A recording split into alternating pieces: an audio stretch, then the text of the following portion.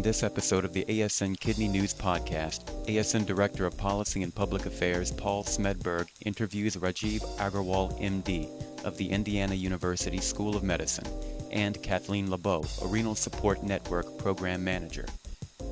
Dr. Agarwal is the co-author of a forthcoming CJASN study entitled Individualizing Decision-Making, Resurrecting the Doctor-Patient Relationship in the Anemia Debate. This podcast episode provides essential insights into the management of anemia from the perspective of both doctors and patients.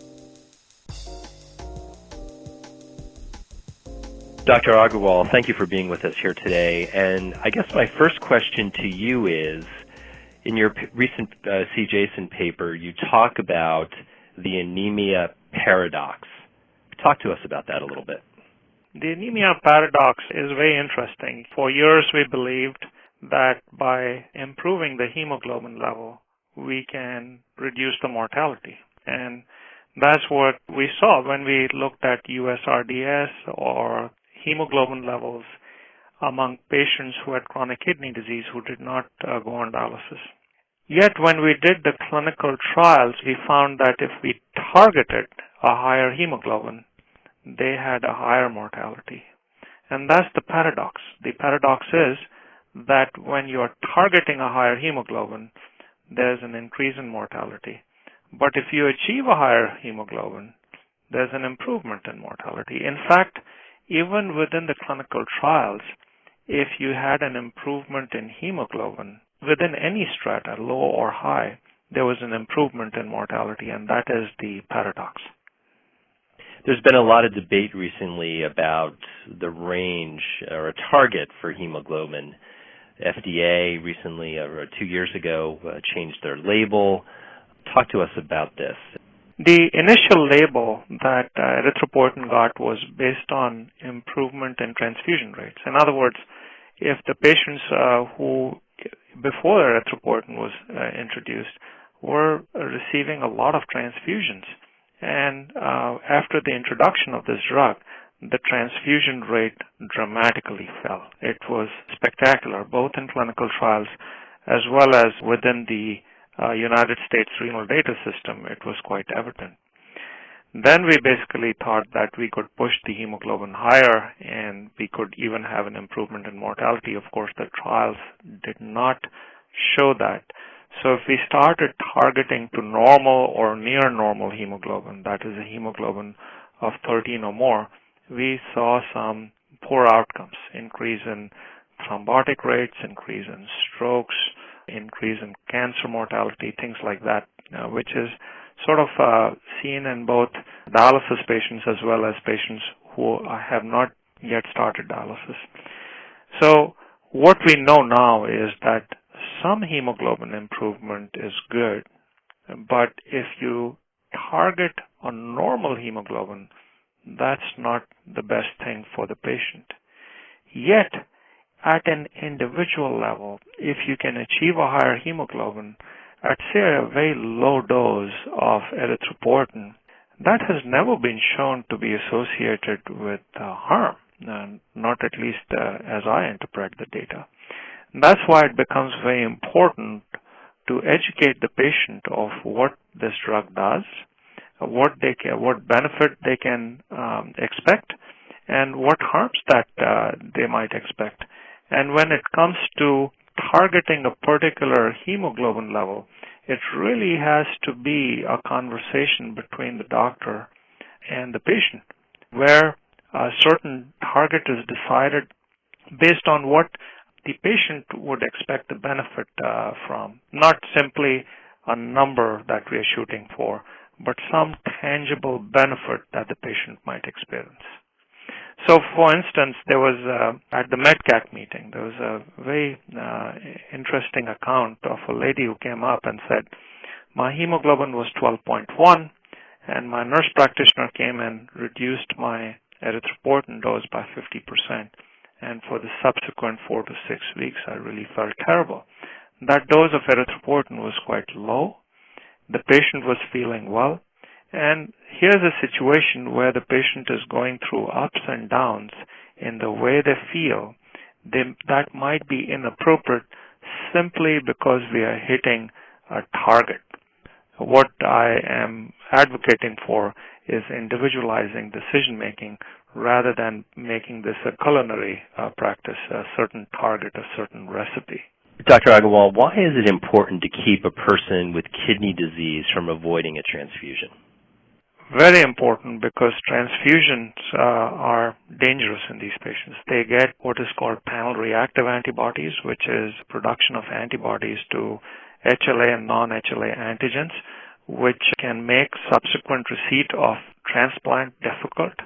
Even when they receive a transplantation, the outcomes of transplantation as well as the patient outcomes are substantially worsened when they have these panel reactive antibodies. Because transplantation is such a life-saving and life-transforming procedure for dialysis patients, it's very important that we avoid transfusions in these patients who are particularly eligible for transplantation, and therefore transfusions are very risky in these individuals. What is the relationship between the hemoglobin level and, say, the risk of transfusion? Or is there a relationship at all? There is a relationship, and that relationship is quite spectacular. In fact, the data tell us, and these data mostly come from the United States Renal Data System, that if hemoglobin falls below 10, the odds of transfusion jump dramatically. And in fact, hemoglobin, if it's targeted to, say, 9, the odds of transfusions are about fourfold higher compared to a higher level of hemoglobin, for instance. And this has been borne by even the clinical trials. For example, the TREAT trial, which was targeting a hemoglobin more than 13 versus a placebo group where the patients only got treated when the hemoglobin dropped to less than 9. The hazard ratio for transfusion was nearly twice as much in the patients who were in the rescue therapy arm, which tells you that this is a risky proposition where the hemoglobin is treated only when it falls to a pretty low number. If we adopt that practice, we might have more cross-sensitization, increased waiting time on transplant, poor outcomes in the long term if we target a hemoglobin to a low number. Dr. Agarwal, in your work, have you noticed any difference between, say, male and female or different ethnic groups as you look at hemoglobin levels and an individual's reaction to ESAs? Yes, so this risk of transfusion, etc., probably will be borne disproportionately by women and among African Americans, particularly because women are at high risk for two reasons. One, that there are only three ways that you can generate panel reactive antibodies. One is by transplantation, prior transplantation, blood transfusion, and in women, prior pregnancies. So if a woman is pregnant and subsequently gets a transfusion, that is compounding the risk of having more panel reactive antibodies and perhaps disadvantaging them more than men who might have less panel reactive antibodies. Blacks typically tend to require a higher dose of erythropoietin for unknown reason, and if we start cutting back on the dose, they might not have a higher hemoglobin and therefore get more transfusions in the process. They also have peculiar characteristics compared to Caucasians, for example. African Americans require a higher dose of immunosuppression, for instance, to maintain their kidney, and therefore they are at higher risk of rejection, etc. And therefore, if you have panel reactive antibodies, they might actually do worse. I don't know of firm data that I can conjure up offhand, but those are the two groups that might be particularly disadvantaged. In your paper and on the call today, you talk specifically about patient preference and individualizing therapy. How important is communication between the physician and the person with kidney disease and moving forward? I think it's probably the single most important thing that we can do. Of all the things that we do for our patients in nephrology, management of anemia is probably the single most important thing for improving their quality of life. And we don't have any therapy in nephrology that has prolonged life, short of transplantation, for instance. What we do for our patients is not making them live longer, but making them live better. And if we tell our patients that you have this problem of anemia and that's why you might not be feeling so well, but if I raise your hemoglobin, you have these certain risks, that's open communication, because I think every patient recognizes that the therapy that they get is not without risk. Everything has a risk and a reward. And if they are thoroughly apprised of this risk and reward ratio, they can take a better decision what is good for them. For instance, one patient might feel that if he has more energy and he is on the golf course and he has a stroke, that's an excellent quality of life, compared to somebody who might just feel that he's not feeling too well. He's in bed most of the time, can't get out of bed to do his daily work, and life only seems longer even though he's protected from stroke. So we have to take those decisions at the bedside, and the patient preference really takes center stage here. In that context, one of the dangers that we have seen, at least in one study, the TREAT trial, was that of strokes. In the QUIRE trial, we saw that there was increased risk of heart failure hospitalizations. And both these risks are profoundly sensitive to increases in blood pressure. The good news is that if you can control blood pressure, you might mitigate the risk of these events happening. I don't think that nephrologists are monitoring blood pressure closely enough among patients who are being initiated or being treated with erythropoietin. And if we started monitoring the blood pressure at home, that would be an additional step that they might be able to improve the safety of this drug while trying to improve the quality of life of their patients. Ms. LeBeau, when did you find out you had kidney disease, and how did that happen? Well, I was diagnosed in 2004 as a result of doing some pre-op blood work for gallbladder surgery. And all of my electrolytes and markers of kidney function were considerably reduced. And it turned out that I had primary bone and mineral disease that calcified my kidneys. So when it was discovered, I was already at about 35% function. And the good news of that is that I had 3 years to learn and become educated and find out everything about that I would need to know before I started needing treatment. That was good and bad. It's also difficult to know that you're heading in a direction that you can slow down, you can slow the progression, but you can't avoid. So good and bad. But that was how I was diagnosed. How long have you been on ESAs? Or are you on ESAs? Well, I have been on ESAs periodically through the course of my kidney disease, both prior to starting dialysis and since I do home hemodialysis.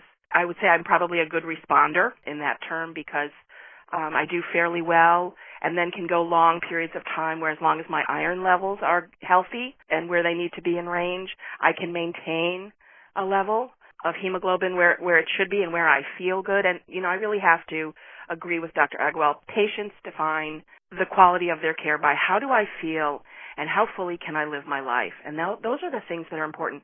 We fully understand that there are risks with every choice we make with our medical care. And it is important that we be a participant in the choices for our medical care because they're our lives.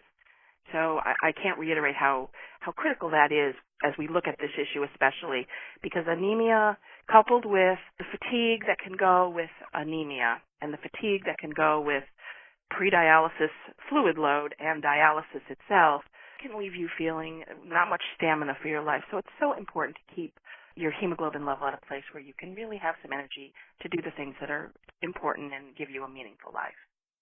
So is it fair to say that ESAs have really changed your life? I mean, you're very, very active in Renal Support Network, and you help a lot of people. Do you think you'd be able to do that if you weren't on ESAs?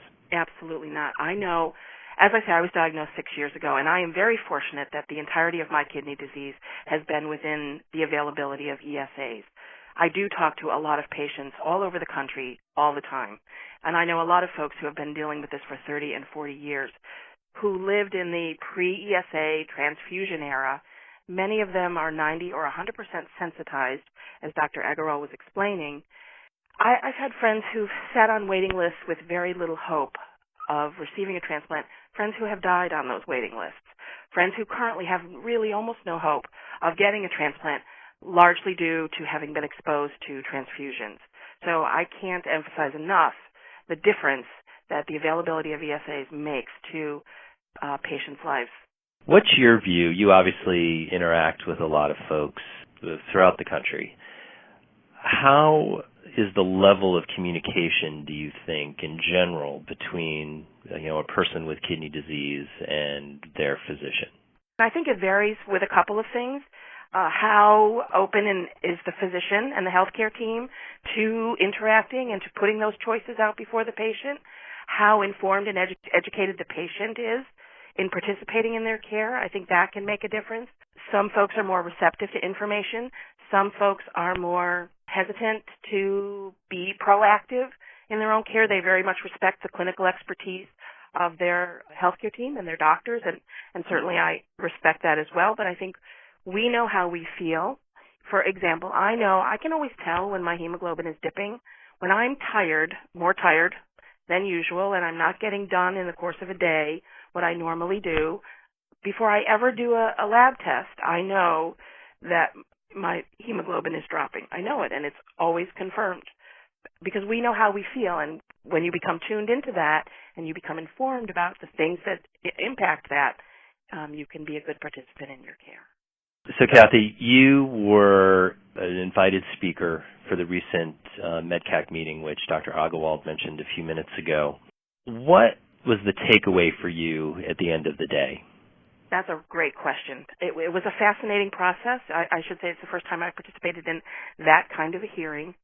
Patients and the patient perspective was very clearly wanted by the hearing group, but I do know that clinical evidence seemed to be what they were hanging decisions and opinions on.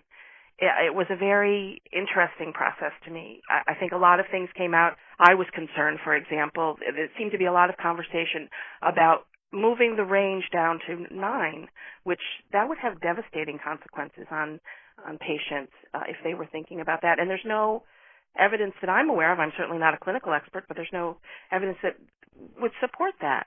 So that was a big concern to me. Barry Straub, who opened the meeting, spoke about how they were trying to be proactive in making a national coverage determination about ESAs and anemia management, although that seems to have moved fairly quickly since the meeting.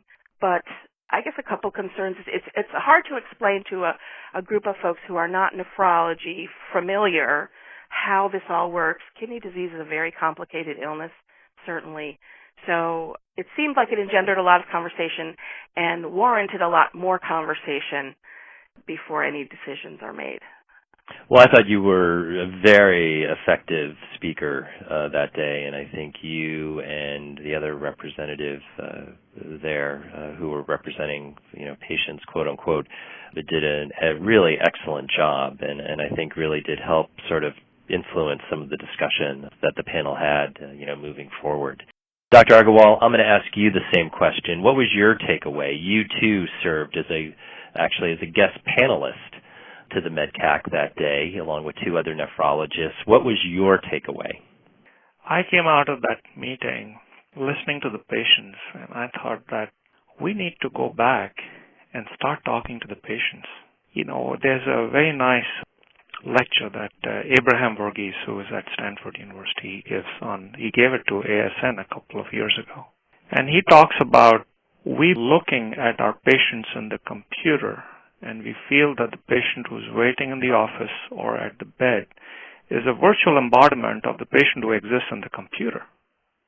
The other day, my fellow presented me a patient and told me all about the lab history and past history and the creatinine and the hemoglobin, everything. And after she was done, I asked her, what was the most important thing you did not tell me? And she was nonplussed. She couldn't answer me. And I said, you did not tell me how the patient felt. What was the symptoms? The patients don't come and see you because they don't come and tell you I have an elevated creatinine or I have a low hemoglobin. They come and tell you I have fatigue or I'm swollen. And we have to listen to that. Because ultimately what we do to our patients is relieve their symptoms. We are not prolonging their lives most of the times. And if we don't listen to them, we're going to be stuck with these meetings where we are trying to discover targets. We went to medical school to make complex decisions. We did not go to culinary schools to make some targets and a recipe. And that's what struck me, and that was the reason behind writing this paper on individualizing decision making. And I think that people like Kathy, who exist in thousands out there, need to have a voice. And when they go to the doctor, they should complain about their symptoms and make sure that the doctor listens to them. As nephrologists, we should go more to the bedside, hold their hands, listen to our patients instead of simply looking at numbers. That was the impact that meeting had on me. Yeah, one of my takeaways was I thought the panel itself, the official panel, if you will, I thought you and your colleagues, the three nephrologists serving as guest panelists, really did contribute an awful lot to the discussion that day. For me, that was one of the takeaways I had, in addition to Kathy and her colleague who were representing people with kidney disease there that day. Your participation as a guest panelist and theirs as the patient representatives, if you will, really did have a big impact. What about the questions from other panelists, Kathy? What did you think of that? I thought some of them were very wonderful questions, but the thing that I have continued to think about for the 4 weeks since the meeting was the question asked by the ethicist, because this is a hard thing for patients to hear. She said, the question she asked was, wouldn't dialysis patients, and I'm paraphrasing here, so wouldn't dialysis patients be happy to be kept at about a 9 hemoglobin if it was a pay-for immunosuppressives for transplant recipients? Mm-hmm. And frankly, my heart sinks when I hear things like that, because it pits two groups of patients against each other, at the cost of one for the benefit of the other, when these are the same patients transitioning through. We're trying to keep people as healthy as we can on dialysis to get them to transplant. Or for folks for whom transplant may never be an option, you have to stay as healthy as you can on dialysis, and anemia management is a huge piece of that. There's a part of me that wanted to say, have you ever tried a 9 hemoglobin? I promise you won't like it. But the cost savings have to be seen in keeping patients healthier, less hospitalizations, less risk of infections. They feel better. They're more productive. They're able to enjoy life more. All of those are payoffs. Yeah, there were many other good, informed questions asked as well, but that is, frankly, the one that I'm still thinking about. Dr. Agarwal, what do you think about what Kathy just said? I think that Kathy makes an excellent point. We always kind of struggle with this question about hemoglobin and targeting hemoglobin. To me, a low hemoglobin is like a 911 call. You have to look and ask, why did the patient have that low hemoglobin? Because it's not all about EPO and iron. Many times it might be an infection, a catheter, a drug, another medical condition. Medical condition, diabetic foot. That is uncovered when you explore why the hemoglobin is low. When I look at the way anemia is managed now in dialysis units, it makes my heart sink, because many times it is a target that they're driving, and if the hemoglobin is less than a certain number, there's an automatic increase in erythropoietin or administration of iron without looking into the underlying causes of why that could have happened. So we have taken out the physician from this equation, and we have become a target-driven management team. That's what is the problem, is that you remove the physician and the patient from the equation of a target, and suddenly you have a conundrum which precipitates the MEDCAC and REMS and the FDA and all these things happening. That's where the money comes in, and it fouls up the whole relationship between the physician and the patient. CMS, August, September last year, issued the proposed rule for ESRD. There were several key areas of discussion and of interest to the renal community embedded there. It's obviously going to be the first significant change to reimbursement in this area in about 30 years.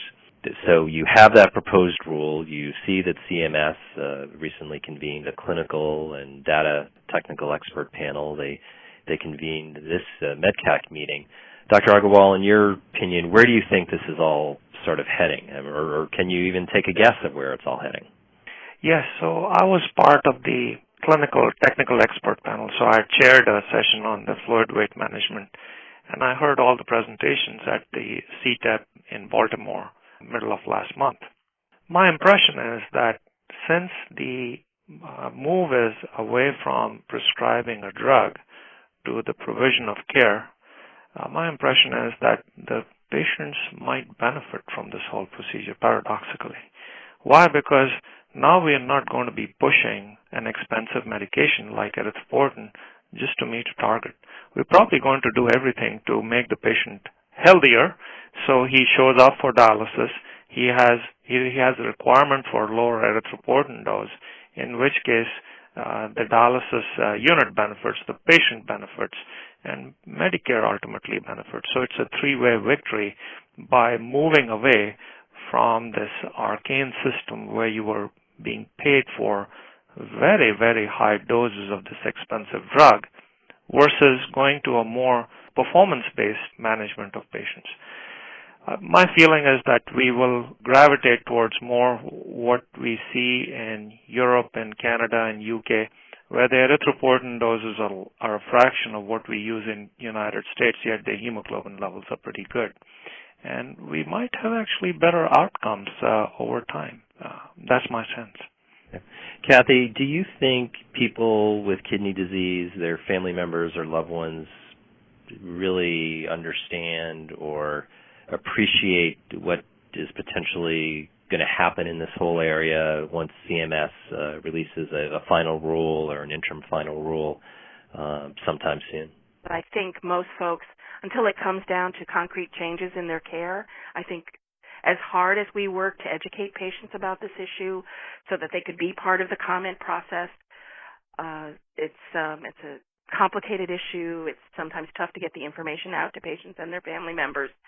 So on the front end of it, I think it's harder for people to understand and be part of that process.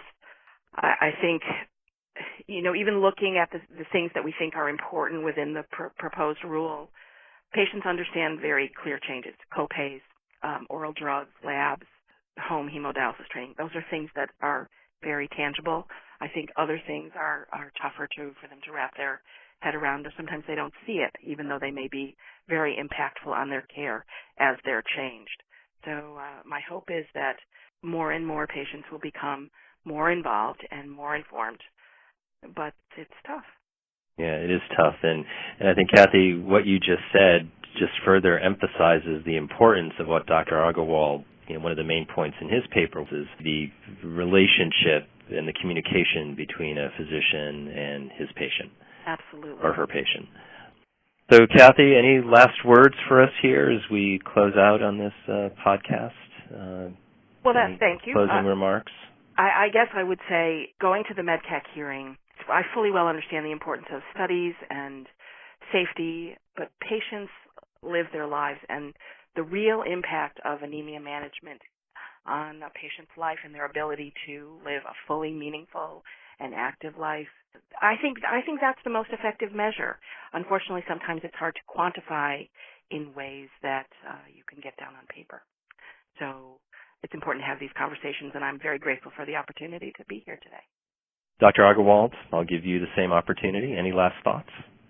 I would like to applaud the efforts of patients like Kathy. And I would like to read my acknowledgement in the article that I have written. I say that this article is dedicated to the indomitable spirit of the thousands of dialysis patients who live with anemia and patiently wait for kidney transplantation. May their voices be heard in the anemia debate. I really hope that we as physicians start listening to our patients. Well, thank you very much. And Dr. Agarwal, those were great words, and I hope that a lot of our members at ASN and the physicians in general will read your article that's going to be in CJASN and highlighting some of the important things we talked about today. So I want to thank both of you for joining us, and really appreciated the time. Thank you for a great discussion. Thank you. Thank you.